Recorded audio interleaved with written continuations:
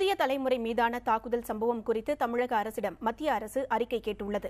அதன் விவரங்களை நமது செய்தியாளர் மனோஜ் பிரபாகரிடம் கேட்கலாம். மனோஜ் பிரபாகர், உள்துறை அமைச்சகம் தமிழக அரசிடம் கோரியுள்ள அறிக்கையில் என்ன கூறப்பட்டிருக்கு? கண்டிப்பாக வனிதா, இன்றைய தினம் அதாவது புதிய தலைமுறையின் மீதான தாக்குதலை தொடர்ந்து நாடாளுமன்றத்தில் தமிழகத்தைச் சேர்ந்த நாடாளுமன்ற உறுப்பினர்கள் சார்பாக கேள்விகள் எழுப்பப்பட்டது. அதனை அடுத்து இந்த விவகாரத்தில் நடவடிக்கை எடுக்கப்படும் என மத்திய உள்துறை அமைச்சர் ராஜ்நாத் சிங் அவர்கள் தெரிவித்திருந்தார். இதனுடைய அடிப்படையிலேயே தற்பொழுது மத்திய உள்துறை அமைச்சகமானது தமிழக அரசிடம் ஒரு அறிக்கை கேட்டிருக்கிறது. புதிய தலைமுறை மீதான தாக்குதல் யாரால் நடத்தப்பட்டது, இதனுடைய நோக்கம் என்ன என்பது குறித்தும், இந்த விவகாரத்தில் எந்த மாதிரியான விசாரணைகள் தற்பொழுது நடைபெற்று வருகிறது, இதனுடைய தற்போதைய நிலை என்ன என்பது குறித்து தமிழக அரசு பதிலளிக்க மத்திய அரசானது தற்பொழுது அவர்களுக்கு அறிக்கை கேட்டு நோட்டீஸ் அனுப்பியிருக்கிறது. இந்த சூழ்நிலையில் எப்பொழுதுமே இது போன்ற நடவடிக்கைகள் நடைபெறும் பொழுது மத்திய அரசிடமிருந்து அறிக்கைகள் கேட்கப்படுவது வழக்கமான ஒன்றுதான் என்றாலும், நமது அலுவலகம் மீது தாக்குதல் நடைபெற்ற உடனடியாகவே இது போன்ற ஒரு நடவடிக்கை மேற்கொள்ளப்பட்டிருப்பது உண்மையிலேயே பாராட்டக்கூடிய விஷயம். மத்திய அரசு இந்த விவகாரத்தை பொறுத்தவரைக்கும் மிகவும் வேகமாக செயல்படுகிறது என்று வைத்துக் கொள்ளலாம் கூட வனிதா. இந்த சூழ்நிலையில் மத்திய அரசிடமிருந்து அறிக்கை கேட்டவுடன் ஏறக்குறைய இன்னும் ஒரு வாரத்திற்கு உள்ளாக இந்த விவகாரத்தில் கண்டிப்பாக தமிழக அரசு பதிலளிக்க வேண்டிய ஒரு கட்டாயமும் இருக்கிறது. இந்நிலையில் நமக்கு ஆதரவாக பல்வேறு குரல்களும் எழுப்பப்பட்டு வருகின்றன.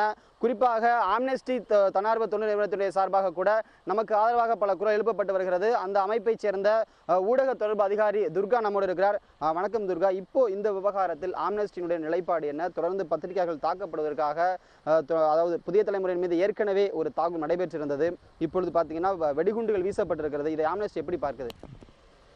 புதிய தலைமுறை தொலைக்காட்சியின் அலுவலகத்தில் சென்னையில் நடந்த இந்த ஒரு விஷயம் மிகவும் கண்டனத்திற்குரியது. பத்திரிகை சுதந்திரம் எப்பொழுதும் பாதுகாக்கப்பட வேண்டிய ஒரு விஷயம். இந்த சம்பவத்தில், இந்த வெடிகுண்டு வீச்சில் யார் யார் தொடர்பு கொண்டுள்ளார்களோ அனைவரையும் நல்ல விசாரணை மேற்கொண்டு அவர்கள் அனைவரையும் கைது செய்ய வேண்டும் என்று ஆம்னஸ்டி இன்டர்நேஷனல் கேட்டுக்கொள்கிறது.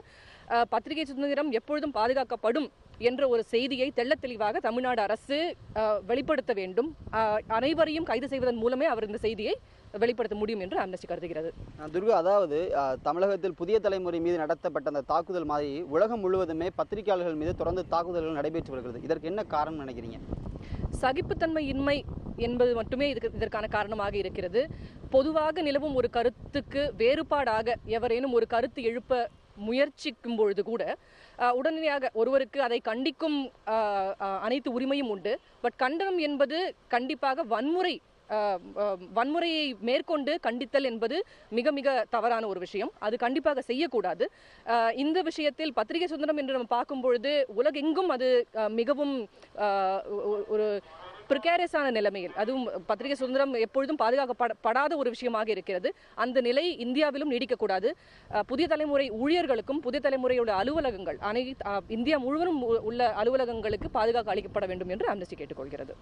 வனிதா, தற்பொழுது ஆம்னஸ்டியுடைய சார்பாக நம்முடைய தொலைக்காட்சி மீது நடத்தப்பட்ட தாக்குதலுக்கு வன்மையாக கண்டனம் தெரிவிக்கப்பட்டிருக்கிறது. தமிழக அரசும் இந்த விவகாரத்தில் உடனடியாக நடவடிக்கை எடுத்து அந்த அறிக்கையை அனுப்ப வேண்டிய ஒரு கட்டாயத்திலும் இருக்கிறது வனிதா.